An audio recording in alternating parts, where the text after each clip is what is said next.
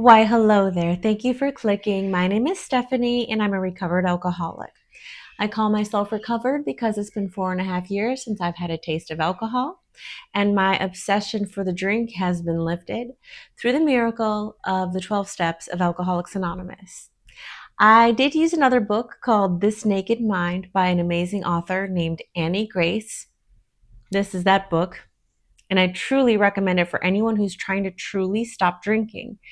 I'm not here to call anybody an alcohol use disorder sufferer. That's not my job to label you. But I do know if you come in the comments fully trying to defend the fact that alcohol is good, I know that you probably do have a drinking problem. Because there is no way in which my videos should anger anyone unless they truly are angry at themselves and alcohol for the way alcohol has taken over their life. And if that is you, I feel for you. I understand. I used to drink 2 bottles of wine a day. There was a point where I was drinking a pint of vodka a day plus 2 bottles of wine after I was sexually assaulted by one of my employers. They slipped me a Mickey, and because I said yes to 1 glass of wine, I regretted it. But it got me into the rooms of Alcoholics Anonymous. And I wouldn't have been able to get sober if it weren't for that horrible thing that happened to me. And so, as a Hollywood sex assault survivor who still holds a lot of resentment towards her abuser because a lack of punitive damages have been made, I move about this Hollywood land in a very unique manner. I recently watched the Charlie Sheen docu-series, a 2-part series, and I did some research, and that's what I was going to record today, but I decided against it just last minute because I decided I want to do more research. Originally, I just thought that I was going to talk about his perspective on alcohol and drug abuse in the business and how it had taken over his life and where he was now with recovery. But in watching it and then doing my own research, research is another word for Googling these days. Back in the day, research meant you went to a place called a library and you got out the microfiche. Yeah. And you got out books, periodicals, magazines, old Xeroxes. There's probably other forms of media that I'm forgetting. But now we just Google it and we call it research. So just don't forget that that is, not really what research really is. True research is like immersing yourself in the entire thesis and plot of your review, your critique, your journalism, your essay, your vlog. And so I can honestly say I've done a lot of research because I am an alcoholic. I come from an addict family. I come from a family with sexual abuse in the history. And I've had to then figure out my world around Hollywood being perpetrated against over and over and over again. And with that, I've been able to stay off the bottle for 4.5 years. And today we're going to get right into our big book study of Alcoholics Anonymous because that is what keeps me from drinking, is studying the book that began this amazing program, which helps me daily implement the program. My next video will be on my take on the Charlie Sheen thing and what I think of it all. But today we'll just do a big book study again. And you can hang out with me instead of drinking because this is better than drinking. My last drink was on March 8th, 2021. So my sobriety date is March 9th, 2021. And I'm living here in Los Angeles, California for the last 19 years. I know what I'm talking about when it comes to addiction. I've seen it full-fledged right in front of me. And there's a lot of pills and a lot of alcohol in this town. With that said, we're focusing on alcohol. Like Charlie Sheen said in his docuseries, alcohol is the gnarliest drug on the planet. And I do agree with that because of its pervasive nature, the way we normalize it in culture, and how destructive it can be. 170,000 people this year will die of alcohol-related illness and accident. So with that said, let's pick up where we left off before. On the chapter is the doctor's opinion on page 29. And you'll notice that they love to use the, sorry about the light, they love to use the Roman numerals just to keep it classy. Remember, this book was written 90 years ago. So we're going to take what works and leave the rest behind. We are going to forget the dogma and reveal the gems beneath that dogma. Okay, so if you'll pick up with me there or follow along at home, I'll back up a little to start where we were. The middle of page 29 in the doctor's opinion. Men have cried out to me in sincere and despairing appeal. Doctor, I cannot go on like this. I have everything to live for. I must stop. But I cannot. You must help me. Faced with this problem, if a doctor is honest with himself, he must sometimes feel his own inadequacy. Although he gives all that is in him, it often is not enough. One feels that something more than human power is needed to produce the essential psychic change. Though the aggregate of recoveries resulting from psychiatric effort is considerable, we physicians must admit we have made little impression upon the problem as a whole. Many types do not respond to the ordinary psychological approach. I do not hold with those who believe that alcoholism is entirely a problem of mental control. I have had many men who had, for example, worked a period of months on some problem or business deal, which was to be settled on a certain date favorably to them. They took a drink a day or so prior to the date, and then the phenomenon of craving at once became paramount to all other interests, so that the important appointment was not met. These men were not drinking to escape, they were drinking to overcome a craving beyond their mental control. There are many situations which arise out of the phenomenon of craving, which cause men and women and them and they to make supreme sacrifice rather than continue to fight. The classification of alcoholics seems most difficult and in much detail is outside the scope of this book. There are, of course, the psychopaths who are emotionally unstable. We are all familiar with the type. They are always going on the wagon for keeps. They are over remorseful and make many resolutions, but never a decision. There is the type of man who is unwilling to admit that he cannot take a drink. They plan various ways of drinking. They change their brand or their environment. There is the type who always believes that after being entirely free from alcohol for a period of time, they can take a drink without danger. Let's go back. There is a type of person who is unwilling to admit that they cannot take a drink. They plan various ways of drinking. They change their brand or their environment. There is this type who always believes that after being entirely free from alcohol for a period of time, they can take a drink without danger. There is the manic depressive type who is perhaps the least understood by his friends and about whom a whole chapter could be written. Yeah. When you are first getting off of the alcohol, you will find that there will be periods of time.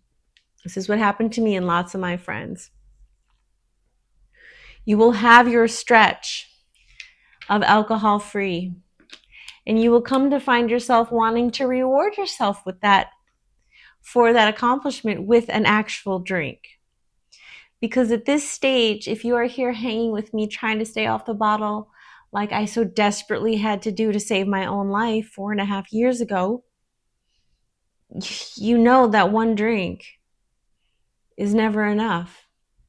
And you'll get that stretch of sobriety like I did. And at right about 7 months, like the day before I hit my 7-month mark, my first stretch of alcohol-free time, longer than before I was 16 years old, that was in the year 2020. I drank to celebrate and sabotage my sobriety. I was scared of the reality of life without alcohol because alcohol was my crutch for so many years. And alcohol did not start a problem. In fact, it's the most dangerous drug because it started out very benign. On the weekends, a couple wine coolers for years, for years. And not until my mid 30s did I start really drinking out of control, meaning every night after work. But I was still holding down jobs. I was still paying my bills. My credit score was never affected. And not until I was drugged and assaulted by one of my bosses in the nanny business in Hollywood, a B-list director, actor, writer, comedian, musician, magician. Not until then did I really have a serious consequence for my drinking. A lot of it has to do with the racism that goes on in our country. See, a lot of these rich people in Hollywood, they would see me with some other celebrities' children and they would just assume I was vetted, assume I was safe, and hand me over their house keys just like that. Just clearing the schedule, making sure it's covered while they go on vacation to Barbados. Not even knowing my last name, just trusting that I must be responsible and credible if their neighbor hired me to take care of their kids. But after some time of referral in Hollywood, what you find is that before you know it, no one has vetted anybody and you don't know who I am. And I'm sitting here taking care of your house while you're gone on vacation. And my point in that is that it's all smoke and mirrors. It's all a lot of trust where it shouldn't be. And the people that end up hurting you are the people that you don't realize are going to hurt you. And for years and years and years, I just relied on that couple of glasses of wine for the end of the night relaxation. And then that put me in that vulnerable position to be then slipped drugs and then drugged. And at my 7-month mark, celebrating now with alcohol is a classic alcoholic choice. But we aren't going to do that because that is going to stop us from healing. See, if you got a problem with drinking, I'm sorry to tell you, you can't drink at all. You got to think about it in terms of biology, okay? Imagine you have a whole swimming pool, right? Full of people, full of water. And one kid gets in with poop in his pants, right? Yeah, everyone in the pool can function. No one is going to die. We can all get through. And if we don't see it, then it might not even be there. That's how alcohol works in the body. You drink a little bit and it now contaminates the entire being. The danger is underlying. And just because you can't see it, does not mean that it is not there. You have poisoned the whole pool with 1 drop of fecal matter. You poison the whole body with 1 drop of alcohol. There's no amount of alcohol that is good for you, and you can look it up on the World Health Organization and the CDC if you need proof. This book will also confirm that. This Naked Mind by Annie Grace. She did a ton of research. You can get this on audio as well. But don't be delusional. If you want to stay not drinking, then you can't drink. There's no amount of, oh, I'm just going to drink some, because then it will become the thing that you can't have, and then there will be this push and pull. Because alcohol has this way of creating a desire and a craving. They're talking about cravings in there. The doctor doesn't understand how to address a craving, does not really understand it. Now we actually have medications that can address cravings. Bupropion is an antidepressant and a stimulant that has proven to help reduce cravings in people who have addictions such as nicotine, cigarette smoking. And it is the same antidepressant that I have been on since I stopped drinking. Because what's going to happen when you stop drinking, and if you're a daily drinker, don't get off alcohol alone. You need a doctor's help with that to do it safely. If you're not a daily drinker, then you can stop on your own safely without having those seizures and dying. that bupropion actually aids in healing brain neuroplasticity and damage caused by long-term chronic alcohol abuse, which is why bupropion is good for people who have had alcohol abuse disorder and people who could benefit from a stimulant. Some people benefit from that as far as weight loss as well. So if you have a problem with any of these substances, I want you to feel comfortable talking to your doctor about the intervention of possible medications. Alcoholics Anonymous does not have an opinion on medications. This is my personal opinion on the fact that your body will have a dissonant time of depression when you stop your repetitive, habitual, negative consumption of alcohol. Once you stop that, there will be a depressive time, and I don't want you to get too depressed during that time. It's a normal lull that will pass with time. It's just what happens to the nervous system when a depressant has been given over time repeatedly and then is stopped. So it's not something for you to make a long-term decision about as far as using other substances or hurting yourself. It too shall pass. And let's continue and remember that because there's cravings, because we cannot explain, because we know that alcohol taints the pool of clarity in the mind when you are an alcohol use disorder sufferer, we say no alcohol at all. That's why there's no such thing as responsible drinking, because a little is too much and a lot is never enough. Okay. Then there are types entirely normal in every aspect except in the effect alcohol has upon them. They are often able, intelligent, friendly people. All these and many others have one symptom in common. They cannot start drinking without developing the phenomenon of craving. This phenomenon, as we have suggested, may be the manifestation of an allergy which differentiates these people and sets them apart as a distinct entity. It has never been, by any treatment with which we are familiar, permanently eradicated.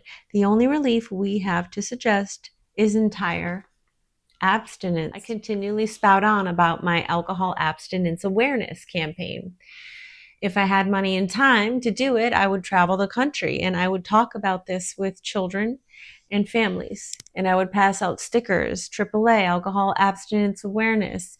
And the big book says it. The big book of Alcoholics Anonymous says it right here.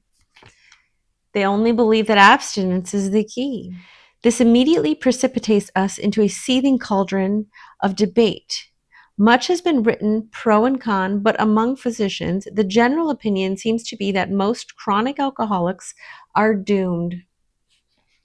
Doomed, which makes me and you a miracle. If you're here hanging out with me, thank you for being here. Drop in the comments if you made it this far, who your favorite alcoholic is to look up to. I gotta say, my favorite alcoholic to look up to is Robin Williams. Yeah. A lot of us are these creative, funny, sad clown types. And he was definitely one of them. And I'm glad that he died of something other than alcohol use disorder, because you could argue that his brain turned into that, but he's my beloved. So put in the chat if you have any of those people you looked up to and people who died with integrity. I like that. What is the solution? Perhaps I can best answer this relating one of my experiences. About 1 year prior to this experience, a man was brought in to be treated for chronic alcoholism. He had been partially recovered from a gastric hemorrhage and seemed to be a case of pathological mental deterioration. He had lost everything worthwhile in life and was only living, one might say, to drink. He frankly admitted and believed that for him there was no hope.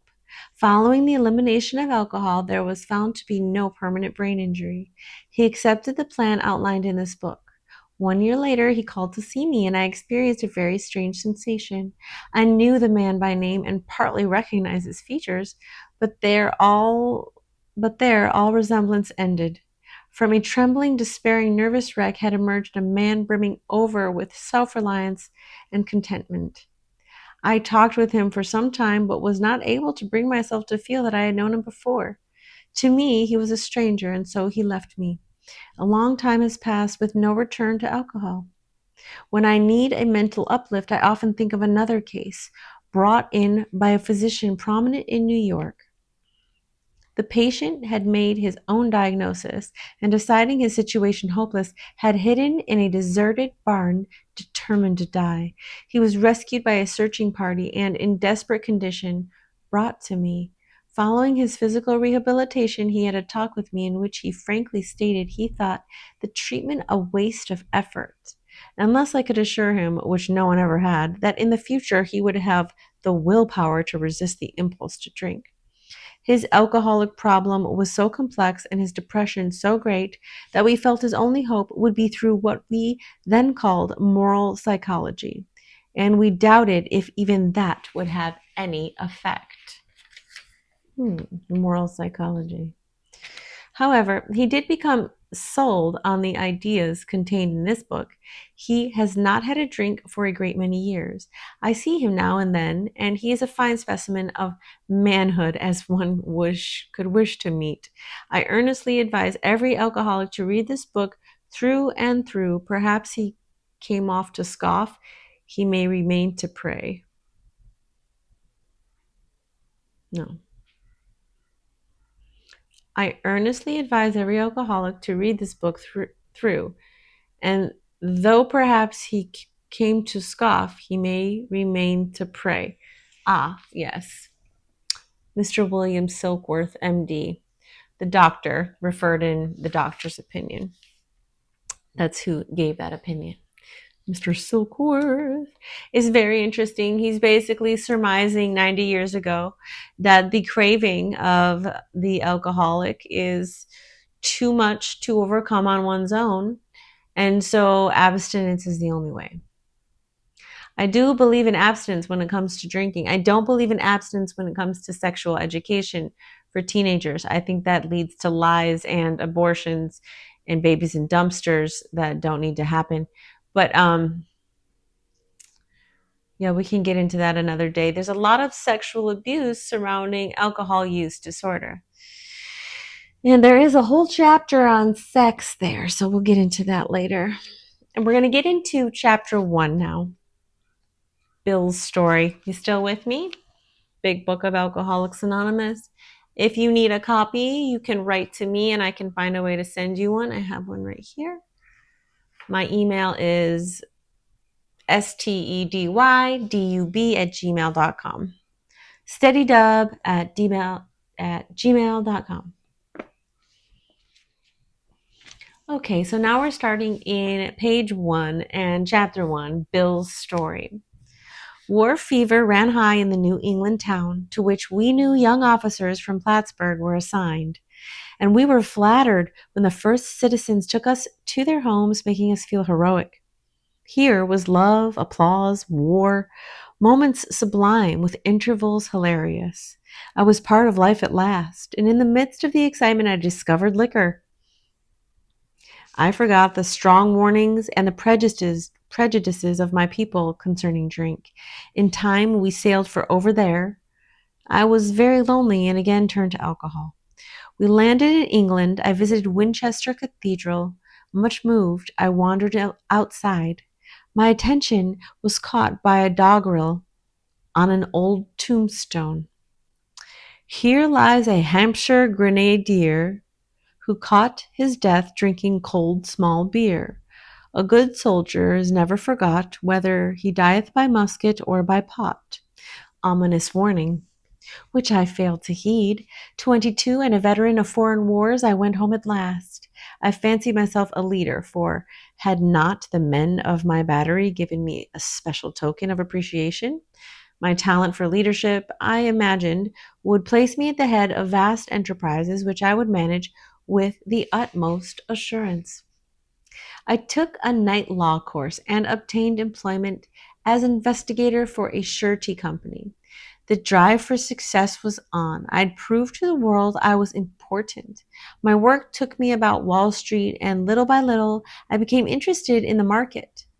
Many people lost money, but some became very rich. Why not I? I studied economics and business as well as law. Potential alcoholic that I was, I nearly failed my law course. At one of the finals, I was too drunk to think or write. Though my drinking was not yet continuous, it disturbed my wife. We had long talks when I would still her forebodings by telling her that men of genius conceive their best projects when drunk, that the most majestic constructions of philosophic thought were so derived. Oh my goodness, haven't you done that, drinker of mine? Said to yourself, but I'm my best this when I drink, but I'm my best that when I drink. A lot of my artist friends, they believe that if they stop their alcohol or drug use, they will then lose their creative spark. They will lose their muse if they don't have their drink. And I have to say, there is some honesty to that to a point. And then that runs out and it becomes not true anymore. I did a lot of my artistic flow. I was able to open up my chakras with alcohol at first before it got out of control. See, there's years and years and years and years. This guy was already out of college, already trying to pass his bar exam by the time he was finding it a problem. You feel all of the accomplishments that have come before that actually just reaffirm the fact that you don't have a problem with alcohol. He cites the geniuses and philosophic greats have derived such greatness during bouts of drunkenness. And he is not incorrect. In history, there's been plenty of historical stories about people using opium and alcohol, going mad, being stark raving mad, and being a success, being a scientist, being a philanthropic person, being a philosopher. And so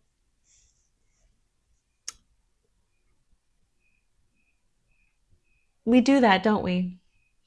We justify our behavior by our comparison to others, which makes my point of an irresponsible drinker out of every drinker back as valid. Because, see, yes, 9 people out of your family might be able to handle their alcohol, but it is irresponsible for us to humans to consume alcohol knowing that 1 out of that family member of 10 will not be able to handle their alcohol and have a problem with it. And we are all setting a horrible example for that one person. And you might say, well, why don't I get to drink if they can't drink? Well, that is your choice and that's fine. But that's not the life I choose. I choose to set a good example for the people who are watching me and for myself. That's just what I choose. It's not the easiest way. It is more fun though. I can tell you a lot more fun. I don't feel disgusting anymore. I don't feel regretful. I don't wake up trying to remember what day it is, what did I do last night, who did I drunk dial, who did I sleep with, who drugged me, and what did they do to me because I gave them an opportunity through that thing called an alcoholic beverage. You know, when you're not in the moment thinking about how this person could take advantage of you, you're just focused on how good that drink is about to make you feel. And you forget the red flags and you ignore them because of the obsession, because the pull that the alcohol has on you. And if you're still with me here, I'm thanking you and I'm proud of you because it takes bravery to listen to the reality and the ugliness that is this human condition. We want to escape when we feel yucky. It's normal. But alcohol isn't the way. There's literally a lot better ways. I'm not going to go into the fact that you can use controlled doctor pharmaceuticals that are non-habit forming to help you. But the cognitive behavioral therapy is really where it's at. It's making everyday choices, goals, decisions towards happiness and the opposite of depression, which is just contentment. You're not going to be joyful all the time. The opposite of depression is at peace. Contentment. Yeah, things are up and down, but overall, you are content. And so that leaves us on page 2 of Bill's story, which is technically chapter 1, where, he's trying to pass his bar and his wife is ticked off at him. And I think that we can all relate to that. We've all been in those situations where someone we care about or love is upset with us over the amount of alcohol we've drank, or we're upset with ourselves over the amount of alcohol that we drank. And we're kind of beating ourselves up over it, and we're needing to apologize, which takes us right back to step 5. Got to admit to God and yourself and another person the exact nature of your wrongs. And then step 6 is you were entirely ready to have it removed. What does that mean? We can get into that next. But you're just wrapping your head around the fact that I am entirely ready for these they call them defects in the book, but I don't like that term. These character maladaptive behaviors. We're going to look at those and we're going to just make a conscious decision. Step 6 is easy. We can go through it in the 12 steps and 12 traditions and detail what they say about it. But really, these steps are mainly a decision. It's a daily decision for me to admit powerlessness over alcohol because I'm daily deciding not to drink. I've daily decided I can't handle it. It's not for me. I'm an alcohol use disorder sufferer. And so it's never going to go inside my body. And there is some freedom in that because the alcohol no longer has control over me. I don't crave it any longer. I don't miss it at all. 0. Once in a while, I'll feel extra stressed and I'll have a moment where I'll just like salivate a little and have a tiny craving of that relief feeling that was a dragon I always chased. I could never actually attain, especially in the end. But it quickly leaves me and it quickly goes away and it's quickly fleeting. And the reality of what I'm truly remembering is just a figment of my imagination. I'm chasing that relaxation I first felt, and I'm never going to get it again. It never felt the way I wanted it to. It made my voice harsh and raw and scratchy. It made my diaphragm weak. I was unable to sing in this powerful manner that I got back. I finally was able to reattain with time and rest and strength training. But if I hang on to that lie that, yeah, a little bit's okay, a little bit's here, a little bit there, there's things you can do that in your life with. Most things in your life you can manage that way. A little bit here, a little bit there, a little bit there, a little bit there. Moderation, balance, right? Alcohol is not that for me. And it may be that for you, but the consumption of it is nonetheless irresponsible. Because this alcohol, this drink, this drug will quietly take down someone you love close to you. It will happen. And because of its pervasive and destructive and elusive and seductive nature, we have to continue to talk to our children and our friends and family about the fact that the only safe amount of alcohol to consume is none. You don't want to have one drink at Applebee's and be driving home and get in an accident and kill someone. And then them do a breathalyzer and find out you had one drink. Even one drink. If you had one drink, it's about the drink. Then it's about you and your bad choices. But if you don't have that one drink and that same accident happens, then it is an act of God, an accident that was never meant to be, and you are blameless. Think about that. The act of consuming alcohol and get behind the wheel of a car that I did 1,000,000 times, and my amends for that is to tell you not to do it. You don't want to be the one who's crying in court, faced with involuntary manslaughter charges because your margarita turned into a murder. But that is the disgusting, pervasive, seductive, destructive nature of alcohol in our society. And I'm going to leave it at that for now.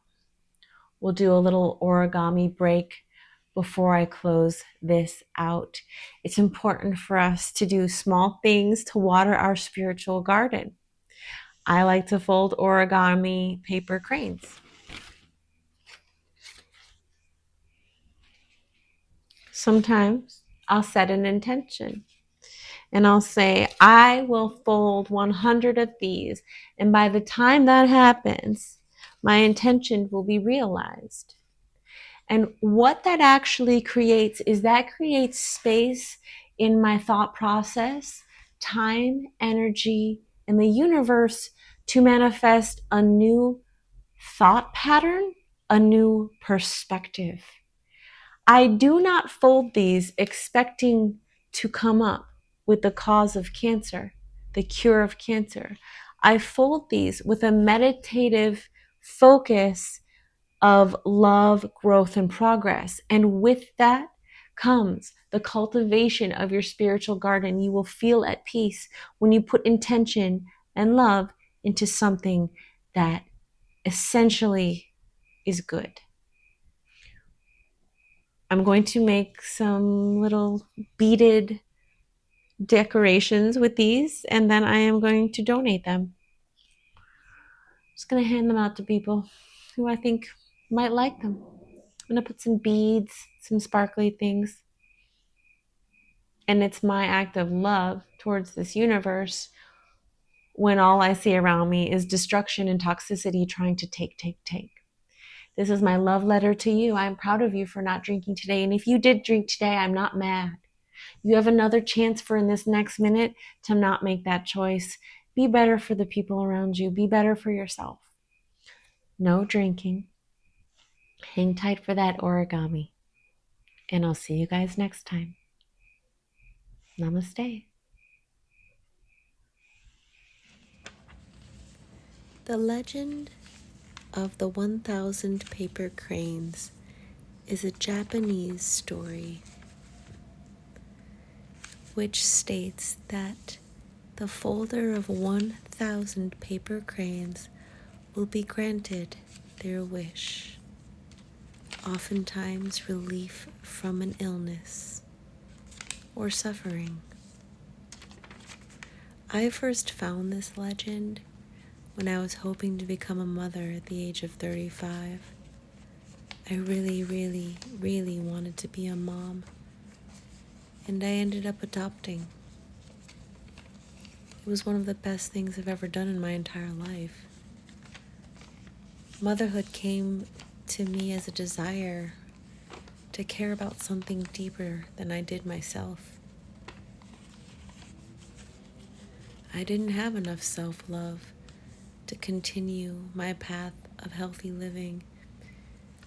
I subconsciously knew that without motherhood, I wouldn't have enough purpose to keep myself from slipping into the grips of alcoholism.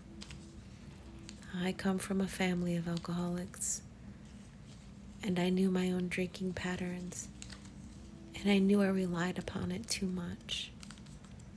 So during my time while I was getting ready to become a foster adopt mother, getting my paperwork in order, getting my home in order, getting the background checks, the financial checks, the psych checks, the blood tests, everything. I put all this intention into folding paper cranes, visualizing my future baby, making a vision board with the beautiful faces of mixed children that I could find online. And after 250 cranes, along with the other things I was doing to ensure my granted wish, my son came to me, and it took 4 whole years to finalize that adoption.